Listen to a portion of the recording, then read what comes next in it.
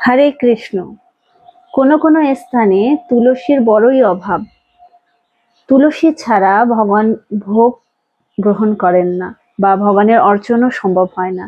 কিন্তু কিছু কিছু জায়গায়, বিশেষ করে শহর এলাকাতে, তুলসী পাওয়া অনেক মুশকিল। হয়তোবা টবে করে তুলসী যদি লাগানো হয়, হয়তোবা পোকা খেয়ে নিল বা কোনো কারণবশত হয়ে ওঠে না।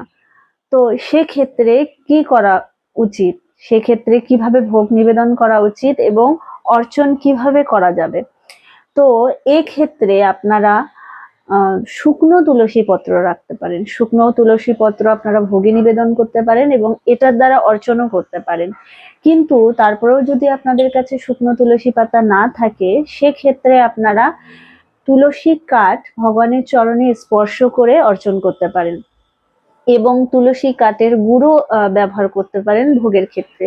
তুলসী কাঠের গুঁড়োটি আপনি জলের মধ্যে গুলিয়ে সেই জলটি ভোগে অর্পণ করতে পারেন। কিন্তু তারপরেও যদি পসিবল না হয়, তারপরেও যদি আপনাদের কাছে তুলসী কাঠ না থাকে, সেক্ষেত্রে আপনারা কি করবেন?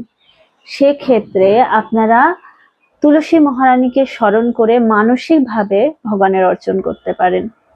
তুলসী পত্র যেহেতু নেই, সেহেতু তুলসী দেবী একমাত্র ভরসা। তুলসী মহারানীর কাছে কৃপা প্রার্থনা করে আপনারা তুলসী পত্র মানসিকভাবে ভগবানের চরণে নিবেদন করতে পারেন। হরি বল, হরে কৃষ্ণ।